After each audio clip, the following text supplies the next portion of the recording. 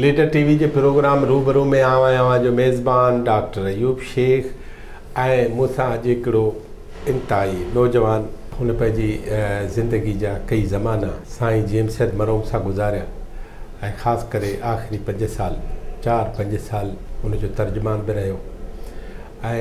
ॼण त हुनजो सेक्रेटरी बि रहियो। इन करे साईं जी ज़िंदगी जा आख़िरी जेके 4-5 साल आहिनि उहे साईं जा कीअं गुज़रिया हुनजो अखियुनि ॾिठो गवाह बि आहे। हिकु ख़ासि अरसे ताईं तारीख़ी गवाह बि रहियो आहे असांजो दोस्त, असांजो साथी, असांजो साईं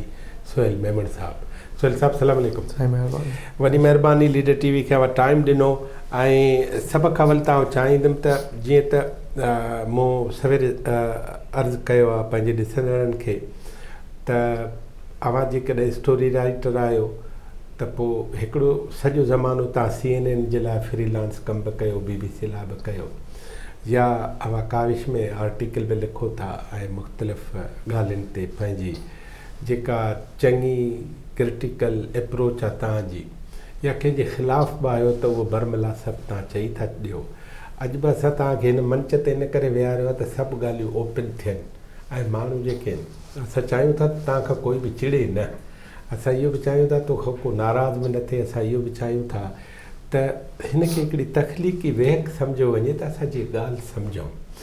सभ खां अवल अवां पंहिंजो तारुफ़ करायो त सुहेल मेमण जो 10 जुमिलनि में तारुफ़ छा आहे? साईं जीअं तव्हां चयो मुंहिंजो पूरो नालो सुहेल लतीफ़ मेमण आहे, छाकाणि जो बाबा जो नालो अब्दुल लतीफ़ मेमण। बाबा जी निस्बत सां सभु भाउर रोड़ी सां मुंहिंजो तालुक़ु। ऐं मां IR में मास्टर थियल आहे ऐं लॉ थियल आहे। वरी थाईलैंड मां कॉन्फ्लिक्ट ट्रांसफॉर्मेशन में पढ़ियो आहियां। थाईलैंड जी नंबर 1 यूनिवर्सिटी आहे चुलालंकान, उतां। ऐं बाक़ी नंढा नंढा कोर्सिस वग़ैरह उहे पंहिंजी जारी एकेडमिक साइड आहे। ऐं बुनियादी तौर ते मां वकील आहियां। पोइ मीडिया सां मां फ्रीलांस स्टोरीज़ वग़ैरह साइड ते कंदो आहियां, एम्प्लॉय न आहियां। फॉरेन मीडिया सां हुन में तव्हां जीअं चयो CNN, BBC, China central television, CCTV, Belgium TV ऐं स्विस रेडियो सां मूं तमामु घणो कमु कयो आहे। पाकिस्तान रेडियो ते बि मूं 3 साल इस्लामाबाद में टॉक शो कयो आहे, लाइव शो उर्दू में। तो इहे मुख़्तलिफ़ बाक़ी हाणे राइटिंग पैशन आहे असांजो। तव्हां बि लिखंदा आहियो काविश में। I have contributed more than 1000 article so far. शायदि 1200-1300 थी विया हूंदा। तो इहा असांजी हिकिड़ी ॻाल्हि बि सुहेल मूंखे तव्हां ॿुधायो त अवां आख़िरी 5 साल सैयद जे उनखे कीअं ॾिठो ऐं उनखां पोइ तकिड़ो सुवाल मां तव्हां खां ॿियो पुछंदुमि त नज़री तौर हुन में कहिड़ियूं तब्दीलियूं हुयूं आख़िरी सालनि में? साईं सां पॉलिटिकली खां वधीक असांजो पर्सनल तालुक़ु। हालांकि हर कोई ईअं चवंदो हो साईं सां मुंहिंजो पर्सनल रेडो हुयो, साईं मूंखां वधीक कंहिंखे, हुनजो अहिड़ो सुभाउ हुयो। पर असां घणो करे मां पर्सनल अटैचमेंट ॾाढी हुई। सो तब्दीली ॾिसो, साईं पंहिंजी ॻाल्हि ते माण घड़ी ताईं क़ाइमु रहियो, हिकु शइ ते क़ाइमु रहियो। असीं नौजवान हुयासीं, असीं कॾहिं सोचींदा हुआसीं हुजत में। मां बि चवंदो हुउमि, मुंहिंजो बाबा ईअं मथां न हुजे फलाणी ॻाल्हि। चए बाबा अञा वक़्तु ॿुधाईंदो ऐं हाणे वक़्तु ॿुधायो आहे न। हुन जूं जेके ॻाल्हियूं हुयूं उहे तकियल ऐं तोड़ियल हुयूं, ॿाराणी ॻाल्हि न हुई। ज़िंदगी सॼी जो वसी तजुर्बो हुयो ऐं उन तनाज़ुर में ॿियो हुनजो स्टडी तमामु वॾी हुई, इल्मु तमामु वॾो हुयुसि। मां साईं जी सभिनी 3 लाइब्रेरियुनि में जेको आहे सो मूं कमु कयो। हुते मां 3 लाइब्रेरियूं किथे? साईं हिकिड़ी हैदरमंदिल ते नंढड़ी, हिकिड़ी सन में जेको आहे सो, ऐं 3 मूंखां ज़हन मां लही वई आहे 3 बि किथे साईं जो स्टॉक हुयो किताबनि जो। शायदि यादि अची वञे त मां ॿुधायां थो, पर वॾी सन वारी हुई। उहो 4-5 कमरा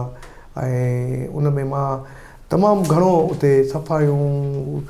किताबनि जी सेटिंग, वरी साईं खे ॿुधायां त किताब गुम आहिनि, कहिड़ा गुम आहिनि, वरी उहे लिस्टूं ठाहियां। हिकिड़ो वॾो कमु हुयो। सो वॾो आलिम माण्हू हुयो, वॾो इल्म जो भंडार हुयो। हुन जूं आलमाना ॻाल्हियूं बि हुयूं ऐं उहो ईअं हवाई फायर कोन हुया। सो असांजो ज़ाती तालुक़ु वधीक गहराई में अची वियो हुयो, मोहबत जो। इवन तव्हांखे ॿुधायां डॉक्टर साहिबु, माण्हू ईदुनि ते ॻोठ वेंदा आहिनि। मां ईद ते ॻोठो निकिरी सन पुॼंदो हुउसि। वाह। सो मूंखे अमा चवंदी, चए बाबा ईद ते त न वञ। मूं चयो मां हयाती पई आहे, पाण खे अलाए केतिरियूं ईदूं गॾु ॿुधाईंदा अलाह कंदो, साईं जी ज़िंदगीअ लाइ छा। सो उन सां ईदूं ऐं ईअं ई थियो।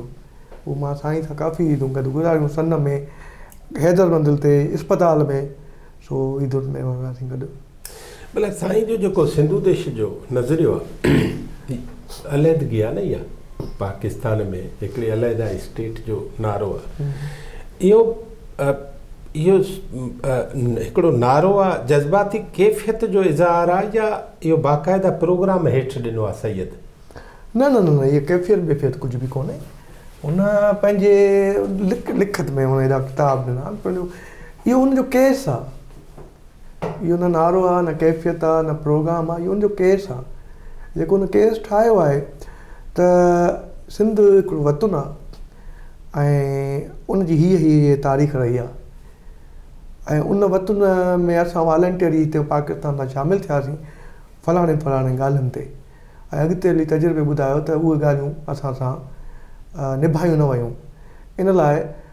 अच्छा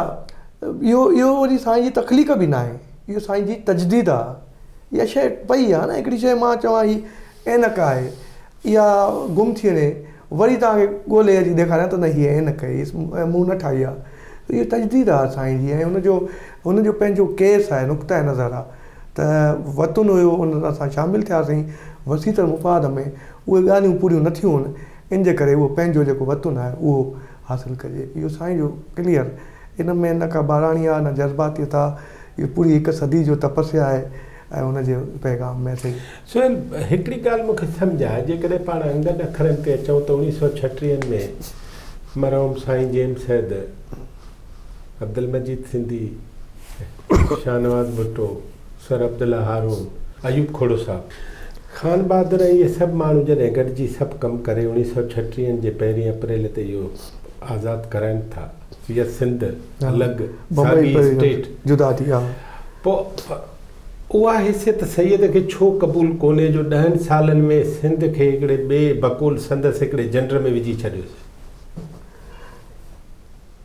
ॾिसो 10 सालनि में, हा 10 साल, हा बुनियादी तौर ते ॾिसो हाणे कुझु ॻाल्हियूं त साईं क्लियरली लिखियूं आहिनि उन महिल जो हालतूं ऐं उन महिल जी इन्वायरमेंट ऐं माण्हुनि जो साईं जाॾे बि वियो आहे उनजो बुनियादी फ़िक्र इहो आहे त सिंध जी भलाई थिए। पोइ उन हिसाब सां शायदि साईं खे सिंध जी भलाई में नज़र आई, छाकाणि जो हिंदू जेको सेठियो हुयो उनजो ॾाढो ख़राबु तसलुत हुयो उन महिल, वॾो सूद जो कमु, वरी मालिक हुया मुल्क जा उन्हनि जा, त उन में एॾो शायदि माण्हू पीड़ियो पियो सिंधी मुस्लमान जेको आहे अक़लियत में हुयो उन महिल शायदि सिंध में, छो जो हिंदू सिंधी बि हुया। सो उन्हनि हालतुनि जे पस मंज़र में शायदि साईं सम्झो हुजे, कैलकुलेशन कई हुजे पंहिंजे दोस्तनि सां सलाहूं त हीउ बहितरु ऑप्शन आहे। पर उहो ऑप्शन बि ॾिसो न, उहो ऑप्शन बि उन में मां त चवंदो आहियां न उहो ऑप्शन हीउ त हुयो ई कोन न जेको मौजूदु आहे, जेको उहो ऑप्शन आहे 40 जी करारदाद वारो,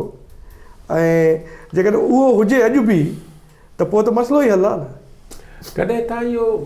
सैयद खां पुछो या अहिड़ी का यादगिरी आहे सैयद कंहिं ॿिए सां बि ॻाल्हायो हुजे त जेकॾहिं 1940 वारी करारदाद सां दगा थी सैयद सां ऐं फ्रॉड थियो ऐं ॻाल्हि खां फिरी विया त पोइ हीउ सभु कुझु तब्दील करण लाइ 25 साल छो लाथई? अवल ई चई छॾिया। इहो ॾिसो साईं अवल चयो आहे 46 में मां ब्रिटिश लाइब्रेरी लंडन में मूं वटि उहो अची पियो आहे लेटर, तव्हां चवंदो मां मोकिलियोमांव। उन में 46 में ई साईं ही फार्मूला रिजेक्ट करे छॾियो जॾहिं कहिड़ो कमीशन आयो हुयो, साइमन कमीशन, त साईं उन्हनि जी जेको इहो प्लान आयो त उते साईं चयो त न हीअ त तव्हां सां साज़िश पिया कयो। उहो गवर्नर सिंध जो, अंग्रेज़ गवर्नर जो वायसराय ॾे हिंदुस्तान ॾे सीक्रेट लेटर आहे, उन में इहो लिखियो पियो आहे त हीअ साईं जेम्स असांजे फार्मूला सां नथो मञे, चए थो न तव्हां ॾेखारी हिकिड़ी शइ ऐं ॾियो ॿी था। साईं 46 में ई थी वियो। उन खां पोइ ॾिसो नई सिंध लाइ जदोजहद में साईं क्लियर लिखियो आहे, छो जो हू हुनजो कॉन्फ्लिक्ट डिस्प्यूट वारो माण्हू ई न हो न, झेड़े वारो माण्हू ई न हो, हुनजो बाबा ठीकु आहे ठाहिण वारो माण्हू हो। साईं नई सिंध लाइ जदोजहद में साफ़ लिखे थो न त बाबा हाणे जेको थियो सो थियो, अचो भला तव्हां हाणे गॾिजी वरी हिन मामले खे ठाहियूं। इहो जेको 25 साल जो पीरियड आहे इहो ई आहे न। ज़ुल्फ़िकार अली भुट्टे साहिब खे साईं ख़तु लिखियो त 71 वारे वार खां त बाबा हाणे ही सिचुएशन आहे मुल्क जा हुकुमरान वीक आहिनि ठाहे वटि जमहूरियत उन में साईं खे वरी बग़ावत जो उन ख़तरे केस हणी छॾियईं साईं कोशिशूं कंदो रहियो न उन खां पोइ साईं बंगाल गॾु हुयो बंगाल में साईं जी वॾी उमेदु हुई अक्सरियत उहे हुआ हरूभरू कहिड़े कॉन्फ्लिक्ट में पवे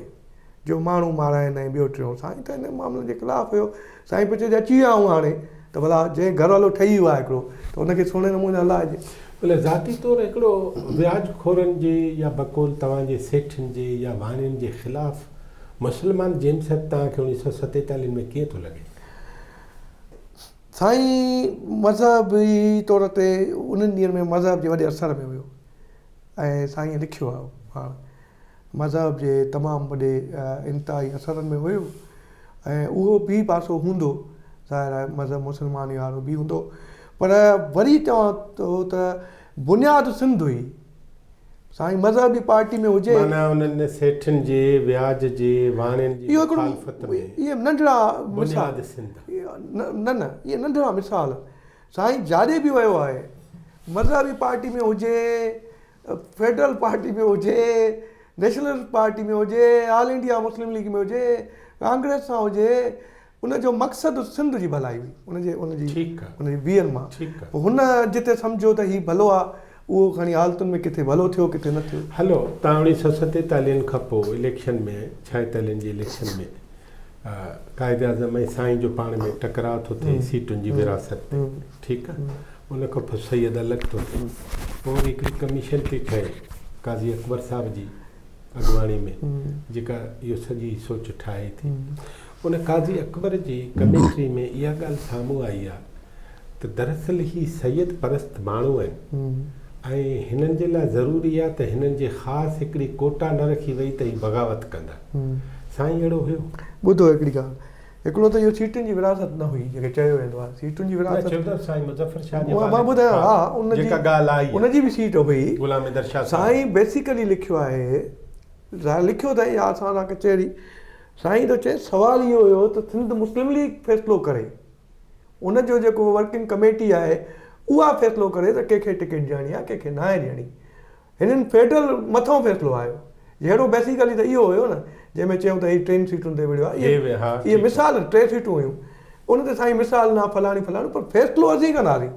सूबे जी मुस्लिम लीग आहे सूबे जी पार्टी आहे सूबे जी वर्किंग कमेटी आहे उनजो कमु आहे त उहे पंहिंजे सूबे जे बहितर मुफ़ाद जहिड़ो त बेसिकली इहो हुयो न जेके हीअ चवंदा फलाणी सीट ते थी मां ॾिसो असां कोन वियासीं हुन महिल पर साईं पर पंहिंजे समूरी सभा में हू सैयद पसंदि हुयो परस्त न पसंदि सैयद यार मूं ज़ाती तौर ते अहिड़ी ॻाल्हि न ॾिठी ऐं मेमून हुजां मुंहिंजी कई सैयद खां वधीक इज़त हुई पर साईं थो चए त मां सैयदनि खे इन लाइ प्रेफरेंस ॾिनो जो उन महिल ज़रिया कोन हुया माण्हुनि ताईं पहुचण जा ऐं हर सैयद वटि हिकिड़े वटि लख माण्हू हुया माण्हू रुगो पीरनि जे असर में पीर सैयद 5-6 न ॿुधो हाणे उहो त मूंखे ख़बर न आहे न उन महिल माण्हू उन्हनि जे असर में हुया पोइ मां कोशिशि कई त बजाए 50,000 माण्हुनि ते पहुचण जे बजाए उहे 50,000 माण्हू ही 500 माण्हुनि जे अंदरि में आहिनि त इन्हनि खे मां सुधारियां ऐं पोइ वरी साईं लिखे थो त इहे सुधरिया ई कोन इनखे मां केॾो घुरायां दावतूं कयां कोई रुमाल वेड़े हथु पियो ॾिए कोई चए त मां मानी ॿियनि जे साम्हूं न खाईंदो आहियां को छा इहे साईं लिखियो अथनि सॼो साईं जो मक़सदु हुयो त इन्हनि जे इहे माण्हुनि जे थ्रू जीअं थींदो आहे त बाबा वली आया पैगम्बर आया आहिस्ते आहिस्ते प्रीच करे माण्हुनि जे इहो सुधारो आणण लाइ साईं इहो कयो बाक़ी मूंखे कॾहिं बि अहिड़ी का फीलिंग असां पर्सनल बात त बाबा सैयद अची वियो आहे तूं थी भला हाणे जेम्स साहिबु मरहूम खां साईं खां अलॻि करे मां तव्हां खां पुछां थो त सैयदनि जो रोल सिंध जे समाज ऐं पॉलिटिक्स लाइ वधीक पॉज़िटिव रहियो आहे या वधीक मनफ़ी रहियो आहे जेकॾहिं लतीफ़ ऐं साईं जीएम से त ॾिसूं न ॿुधो न साईं खां पोइ जी मां हिकिड़ी ॻाल्हि कयां लतीफ़ त साईं खां अॻु जी ॻाल्हि आहे उहो त सैयद आहे ई न हा उहो बादशाह ई ॿियो हा पर उन्हनि खे जेकॾहिं ॾिसूं न छा अगरि सैयद त उनखे करे असां त उनखे बचायो त पीर बि न थिए मां तव्हांखे ॿुधायां त पोइ हिकिड़े पुनल काण ॿारहीं कुल भरो अचे हुज़ूर साईं सल्लल्लाहु अलैहि वसल्लम सैयद आहे ठीकु आहे उनजी निस्बत सां करोड़ा माण्हुनि जी केॾी इज़त आहे दुनिया में ॻाल्हि सम्झो था न, हिते बि त ईअं ई आहे, हिते बि पूरा पर ॾिसो उन्हनि सैयदनि खे जेको किरदारु अदा करणु खपे उहो न कयो आहे, उहो नेगेटिव कयो अथऊं। उहे हिकिड़े कूज़े में बंदि आहिनि ऐं हू पंहिंजी सर्कल्स में बंदि आहिनि, उन्हनि खे ऐं ॿियो सुपीरियरिटी कॉम्प्लेक्स बि शायदि माण्हुनि में, असां त जिन सां रहियासीं असांखे एॾी घटि फीलिंग थो रहे, हूअं जेको ॾिसूं पिया हा त उन में उन्हनि खे जेको किरदारु जॾहिं माण्हू साईं जेम्स सैयद थी त पेश नथो अचे न मूंखे इवन साईं जी फैमिली में बि उहे साईं जी औलाद में बि कमाल जा माण्हू न त पोइ था ॻाल्हायूं। अवां हिन लीडर टीवी जे मार्फत समूरनि ॾिसंदड़नि खे त हिकिड़ो शख़्स आहे जेको जंहिंजे सियासत जा कुल्हा गांधी गफ़ार ख़ान सां घसनि था, ठीकु आहे, उहो पाकिस्तान में क़ाइद आज़म सां इख़्तिलाफ़ थियण खां पोइ सभु कुझु छॾे थो ॾे ऐं वरी 25 साल का बि पार्टी नथो ठाहे, जेको कुझु करे थो उहो समाजी तौर थो करे या अदबी तौर थो करे, लिखा पढ़ी में थो करे। उहे 25 साल जेके सिंध जे लाइ इंतिहाई क़ीमती साल आहिनि, उन्हनि 25 सालनि खां पोइ वरी पार्टी थो ठाहे। तव्हां मूंखे सिर्फ़ु हिकिड़ी ॻाल्हि जो जवाबु ॾियो त उहा जेका सैयद पार्टी थो ठाहे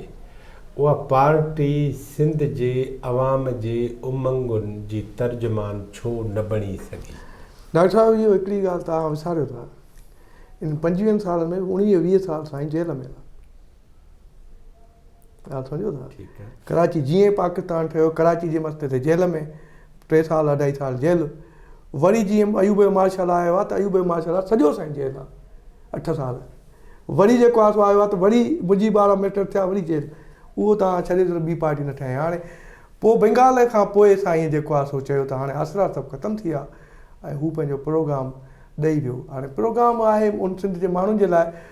फ़ैसिलो माण्हुनि खे करिणो आहे उन्हनि जी शइ। प्रोग्राम ख़तमु करण जे पासे था वञूं त के ज़रूरी शइ मां अव्हां खां पुछां, छो त तव्हां घर जा माण्हू बि आहियो, तव्हां वेझा बि आहियो, तव्हां अखियूं बि आहियो, कन बि आहियो, त तव्हां आख़िर छा था चओ त उहा पार्टी सैयद जेका ठाही सिंध मुतहिदा माज़, उहा माण्हुनि खे छिके छो न सघी? सिंधी माण्हू हुनजे पुठियां छो न आहे? हिकिड़ी ॻाल्हि मां ॿुधाए छॾियांव न, मां तव्हां इहो थो चवां त साईं बेसिकली नज़रियो ॾिनो ऐं ॿियो हुन लाइट कमु हलायो, अचो बाबा वेहो मानियूं खाओ पैगाम कयो म्यूज़िक। हिकिड़े दफ़े असांखे यादि आहे सभु वही वियासीं ऐं वॾो सॼी सिंध जो 2 महीननि जे दौरे खां पोइ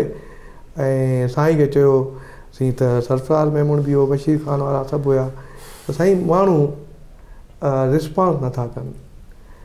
त कंहिं चयो सरफराज़ या बशीर ख़ान? सरफराज़ चयो, पर सभिनी गॾिजी डिसाइड कयो साईं खे ॿुधायो, त साईं हेॾी महिनत कई आहे पोइ माण्हू रिस्पॉन्स। साईं छा कयो, ॻाल्हि सभिनी जी ॿुधी, मास्टर गुलाम कादर खे चयईं त छेलो कुआए छॾियो थी, त नंढो गोश्त साईं छेला कुआईंदो हुन लाइ छा साईं महिमाननि हा, चए बाबा मानी खाओ, मानी खाधऊं, छेला वेला खाधऊं, बाबा चई राग थींदो, सन जा ई 2 फंकार वरी राग थियो सॼी राति ऐं सिंधी राग ॿुधऊं ऐं सुबुह जो साईं वरी ॻाल्हि खे वरी कंटिन्यू कयो हुनखे ई, चए बाबा हाणे हीअ जेको तव्हांखे सुठी मानी ऐं राग इहा वरी टॉनिक आहे, हाणे वरी निकिरो, असांजो कमु आहे माण्हुनि खे ॿुधाइणु, फ़ैसिलो माण्हू कंदा क़ौम कंदी, असां माण्हुनि खे ॿुधायूं त सच छा आहे कूड़ छा आहे, असांजी सम्झ मौजूं। पहिरियनि 2-3 सालनि में ॼाओ आहे सैयद 20 सदी जी, ठीकु आहे, हाणे हुन में 2 आलमी जंगियूं बि ॾिठियूं अथसि, ही सभु गुलामी बि ॾिठियूं अथई, अंग्रेज़ ख़िलाफ़त तहरीक ॾिठी अथई, हेॾनि वॾनि लीडरनि सां बि उथियो वेठो आहे। हिकिड़ो साॻियो माण्हू जेको उन खां 28 साल पोइ पैदा थो थिए, 24 साल पोइ पैदा थो थिए, उहो हीअं थो थी वञे ज़ुल्फ़कार अली भुट्टो ऐं सॼे पाकिस्तान ते छांइजी थो वञे, लेफ्ट काॾे वई, क़ौमी पॉलिटिक्स काॾे वई, मज़हबी पॉलिटिक्स काॾे वई, सभु धूड़ करे छॾे। मां त चवां उन सैयद जी उहा पॉलिटिक्स एतिरी कशिश छो न पई रखे? साईं ॿुधिया ॾिसो हुनजो ऐं ज़ुल्फ़कार अली भुट्टे जी ऐं साईं जी सियासत में ज़मीन आसमान जो फ़र्क़ु आहे। न कशिश कीअं न आहे डॉक्टर साहिबु, हाणे मां ॿुधो असीं साईं जी खे 25 साल थिया गुज़ारे, ठीकु आहे, अॼु बि मां हैरान थींदो आहियां त उहे नौजवान जिन साईं ॾिठो बि कोन हुयो, ई मेला जुलूस जलसा नारा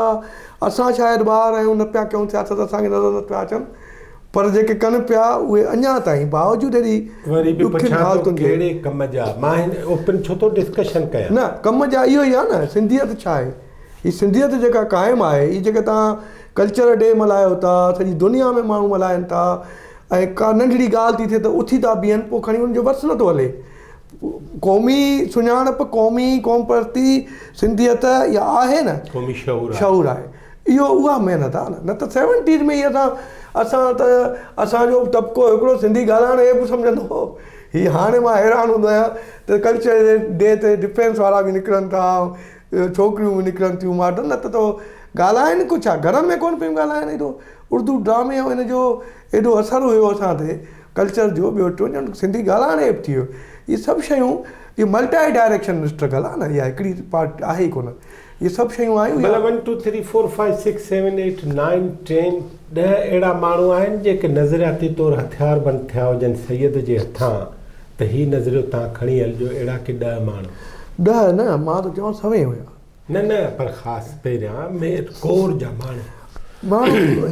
मां छा फर्क़ु ॾींदो आहियां, जेके बि हुया। न कोर जा कहिड़ा माण्हू? कोर जा माना बेसिक मर्कज़ सैयद जे चौधारी, इहा सिख्या वरितल 10 माण्हू कहिड़ा पाण ॻणे सघूं? साईं ॾिसो न, ही साईं 71 खां पोइ 70 खां पोइ 75 95 ताईं साईं त जेलनि में हुयो, साईं वेठो हुयो, पर जेके बि पार्टियूं ठहियूं जिन जा माण्हू, साईं अहिड़े जेल में हो जंहिंमें इंडिया बि वियो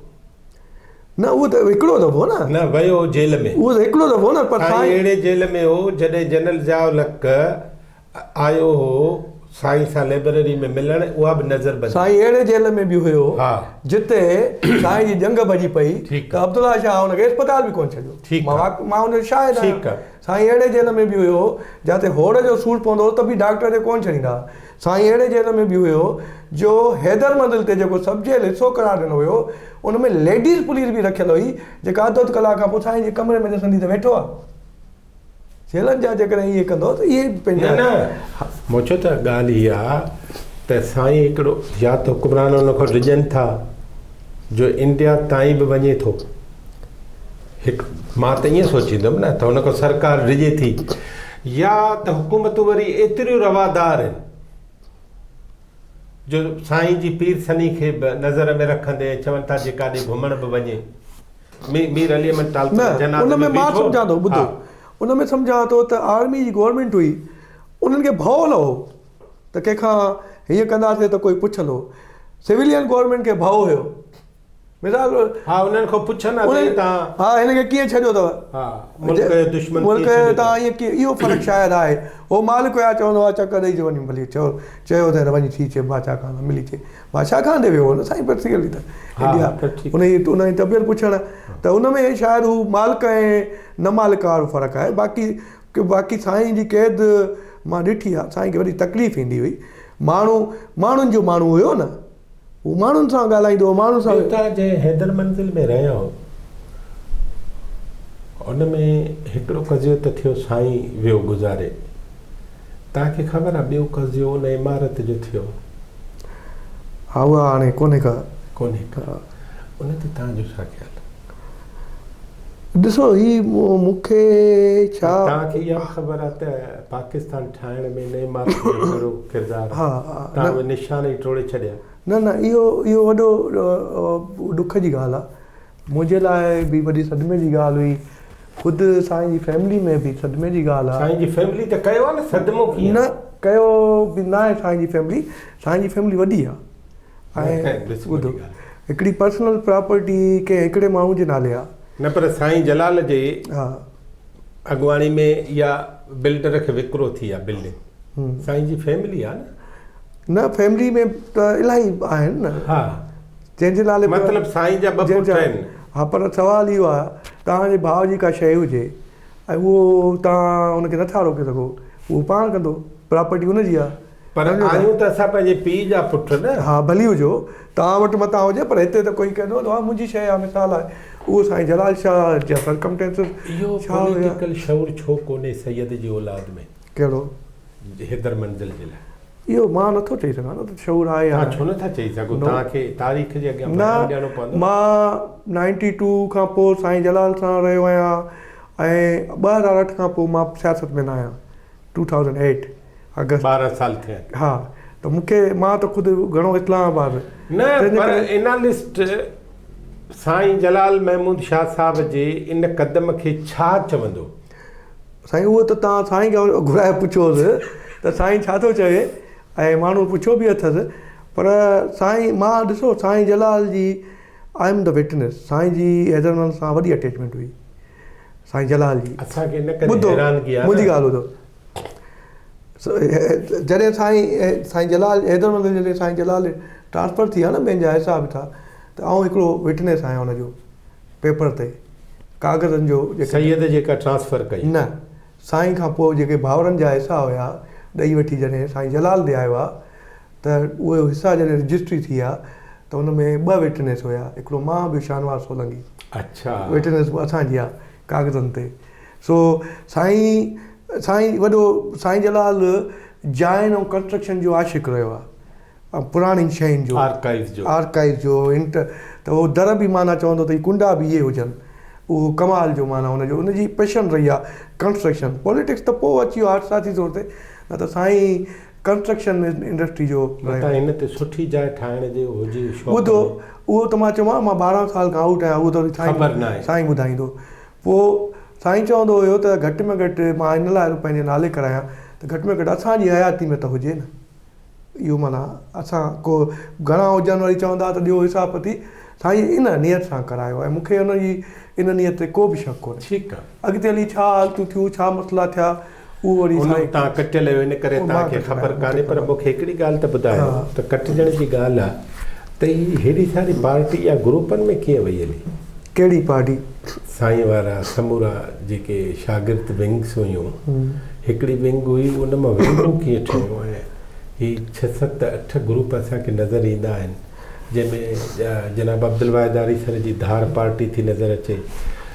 डॉक्टर कासिम बख्शी साहब जी धार पार्टी नज़र थी अचे रियाज़ चांडियो धार नज़र थो अचे अब्दुल ख़ालिक जूणे जो साहब धार नज़र थो अचे ऐं जनाब बशीर ख़ान कुरैशी या उन जा पोयर उहे धार नज़र था अचनि। इहो मतिलबु इहो दुनिया सॼी में थियो आहे ईअं हिकिड़ी ॻाल्हि ॿुधायो सॼी में PLO में केतिरियूं पार्टियूं तव्हांखे ख़बर आहे पोइ हाणे उहो दुनिया में थियो आहे इहो त असां चई सघूं। हाणे चऊं था हिते 100 मसइला आहिनि पॉलिटिकल बि आहिनि नज़रियाती बि आहिनि ऐं ज़ाती बि आहिनि सम्झो था ॻाल्हि खे। पर हिकिड़ी ॻाल्हि मूंखे ॾाढी कमाल जी साईं जे पोइ लॻन में रही आहे त हेॾा साल न चोटी जी मुखालफ़त हूंदी पर खून न थिया मर्डर न थिया या कोई बाहियूं ॾेई छॾनि जीअं हिते पॉलिटिकल इख़्तिलाफ़नि में इहो कमाल हुयो ऐं उन में साईं जो वॾो हथु हुयो कि बाबा तूं बि ॻाल्हि ॿुधाए पंहिंजी बाबा तूं बि ॿुधाए रवादारी बाबा तूं ईअं करे थो चङो तूं ईअं कर पंहिंजो बाबा तूं इहो जेको साईं डिक्टेटर त ठुप कोन हुयो न ॿुधो था। सो इहो उन लाइटली छॾे ॾिनो असुल में वरी तव्हांखे चवां थो साईं मैसेंजर हुयो साईं मैसेज पे ॾिनो साईं जो कमु मैसेज ॾियो माण्हुनि खे ॿुधायो त हीअ शइ हीअं आहे पोइ माण्हुनि जी मर्ज़ी आहे सम्झो था पब्लिक खे ॿुधायो। हाणे हुन में पॉलिटिकल पार्टियूं हूंदियूं आहिनि वरी हुनखे ऑर्गेनाइज़ करे हुन फ़िक्र खे हिकिड़ो जामिया ठाहे उहो अॻिते वठी वञनि। सो इहो जेको तव्हां चओ था उहो ही फ़िक्र आहे ही सवे साल पर सवाइ बशीर ख़ान जे फर्ज़ंद जे या अब्दुल वाहिद आरीसर जे बाक़ी बचियल माण्हुनि जे ॿियो त सिंधु देश जे पुठियां हाणे कोन्हे उनजो रीज़न छा आहे? मां तव्हांखे अर्ज़ु कयो त मां 12 साल थिया आहिनि। ठीकु आहे मां वास्ते में आहियां न पर तव्हां सियासी माण्हू अख़बारी माण्हू न हिन खिते में सिंधु देश छॾे विया मां तव्हां या त वरी उहे ॿुधाईंदा छॾियूं न पर हिन खिते में ॿुधो बयान त ॾियणो पवंदो ॿुधो न साईं अवामी अदालत में बयान डॉक्टर ॾियूं था। हिन खिते में सभु जेके पार्टियूं नज़रियाती रुॻो ही न बलोचनि जूं पठाणनि जूं या सिंधियुनि जूं या इहे इवन मुआजनि जी एॾी सारी वॾी हार्ड ऑर्गेनाइज़ेशन ठही उहे सभु पंहिंजे जाइ ते टुट भञटा जो शिकार आहिनि ऐं ख़ौफ़ जो शिकार आहिनि ऐं सिचुएशन ॾाढी इवन पावर पार्टियूं जेके आहिनि पावर पॉलिटिक्स वारियूं पार्टियूं उहे अजीब कैफ़ियत में आहिनि ॼण सियासत हिते हाणे थिए ई कोन पई ॼण ही सियासत त पॉलिटिक्स त आहे ई कोन ॼण सो जॾहिं इहा सिचुएशन हुजे त पोइ हिकिड़नि खे चवणु इहो न मां तॾहिं त तव्हांखां पहिरियों सुवाल ई पुछो न त पोइ उहा पॉलिटिक्स सैयद जी आहे कोन जेका हाणे तव्हां पाण पिया चओ त हीअ पॉलिटिक्स त लॻे ई नथी जेका थिए पई न मां उन्हनि जी ॻाल्हि नथो कयां जनरली थो चवां न न उन्हनि में सभु आहियूं न हा मां तव्हांखे उन लाइ इहो चयो त असीं ॿाहिरि वेठा आहियूं असांखे ख़बर न आहे पर जनरली जेको मुल्क जो माहौल आहे गैर सियासी उन में ज़ाहिर आहे उहा शइ घटिजी आहे उन में बशीर ख़ान वारो लास्ट वॾो थियो ऐं उहो उन पोज़ीशन ते पहुची वियो उन महिनत करे जो माण्हू उनखे ॿुधनि पिया माण्हुनि खे चए पियो उथो त उथो वियो त वियो उन वरी महिनत कई सो इहो ॼाण ईअं आहे आख़िरी सुवाल त तव्हां खां पुछां त सैयद जी पंहिंजी औलाद बि हाणे सिंधू देश ते क़ाइमु न आहे उनजा रीज़न कहिड़ा थी सघनि साईं GMC जे हूंदे ई कंहिं बि दावा कोन कई तव्हां इहो ॾिसो साईं पर हिकिड़ो न इहो ॾिसो हेॾो वॾो पहाड़ आहे न भली पहाड़ हुजे मुतासिर त हुजे न साईं उहो त पोइ मुतासिर उनजा हू सिंधियत खे खयूं पिया अचनि ऐं फुल टाइम खयूं पिया अचनि ऐं इवन लिख पढ़ जा कम लाइब्रेरियूं संभालणु ऐं रिवायतूं जेके आहिनि साईं जूं संभालणु हिन पॉलिटिक्स में साईं जे हूंदे ई जेकॾहिं कंहिं ऐलान कयो हुजे ऐं पियो फिरियो हुजे त पोइ ॿुधायो साईं हिंदास शाह जी पंहिंजी पॉलिटिक्स हुई साईं अमीर जी पंहिंजी हुई साईं GMC जी पंहिंजी ऐं साईं डिक्टेटर त मां चयो न हुयो ई कोन्हे हुनखे ख़बर हुई साईं चवंदो हीअ ट्रेन आहे हिकिड़े हले थी मंज़िल ॾे जेको चढ़े वरी ॿी स्टेशन ते लही वञे वरी ॿिए ते ॿियो चढ़े सो इहो मुंहिंजे ख़्याल में हीअ अञा ताईं जेको माण्हुनि में साईं जी अञा हेॾा 25 साल वेरी बिग टाइम पर साईं GMC जा पोइ जिन साईं सां गुज़ारियो हुयो उहे हीअं स्टेक लॻा बीठा आहिनि कुझु नथा कनि पर साईं जे मामले में हीअं बीठा आहिनि ज़ाती हवाले सां शख़्सी हवाले सां लिख पढ़ जे हवाले सां इहो साईं जो उहो तालुक़ु हुयो जेको हुन लाइट छॾियो क़ौमुनि जी तारीख़ में क़ौमुनि जे इनक़लाबनि में क़ौमुनि जी आज़ादी में ज़ाती हैसियतूं शख़्सी तालुक़ ऐं अञा ताईं उन सां गॾु हुजण वारी जेका सोच आहे उहा त कम जी रहे ई नथी जेसि ताईं तव्हां वटि नज़रियो कोन्हे नज़रियो त हुन पंहिंजो ॾिनो आहे नज़रियो कयो कोन्हे कहिड़ो नज़रियो साईं GMC नज़रियो पंहिंजो ॾेई वियो आहे न उनजी ॾिसो कामेड रोची राम चवंदो आहे त पीर साहिबु पागारे खे मां चयो वॾो जेको पीर साहिबु पीर सिकंदर शाह मदान शाह चए साईं GMC जी हिकु लेगेसी आहे जेकी बि आहे साईं जी लेगेसी आहे ज़ुल्फ़कार अली भुट्टे जी बि लेगेसी आहे तव्हांखे माण्हू छो यादि कनि सूर्या बादशाह जी बि लेगेसी आहे तव्हां कहिड़ो कमु कयो आहे जो तव्हांजी लेगेसी छा आहे त पीर साहिबु चए दाना माण्हू हुयो पोइ पीर साहिबु मूंखे चयो कामरेड तूं ॿुधाए कामरेड रोची राम जीअरो वेठो आहे चए मां चयोमांसि साईं तव्हांजी लेगेसी इहा आहे जो तव्हां पंहिंजी टुटल फुटल जमायत खे जेका तबाह बर्बाद हुई उनखे रीऑर्गेनाइज़ कयो उनजा ॾुख सूर दूर कयव फाइनेंशियली उन्हनि खे सेट कयो आहे त उहे पंहिंजे पेरनि ते बीह सघनि इहा तव्हांजी लेगेसी आहे पोइ तव्हांजे ज़हन में को अहिड़ो माण्हू आहे जेको सैयद जी हिन लेगेसी खे वरी टुटल लेगेसी खे ॻंढण में को अहम किरदारु अदा करे सघे हिकु ॿ नाला खणी सघो ॾिसो इहो फर्दनि वारी ॻाल्हि ई न आहे हीअ को फर्दनि ते था हलो न हीअ फर्दनि जी ॻाल्हि ई न आहे हीअ क़ौमुनि ऐं जनरेशन जा मैटर आहिनि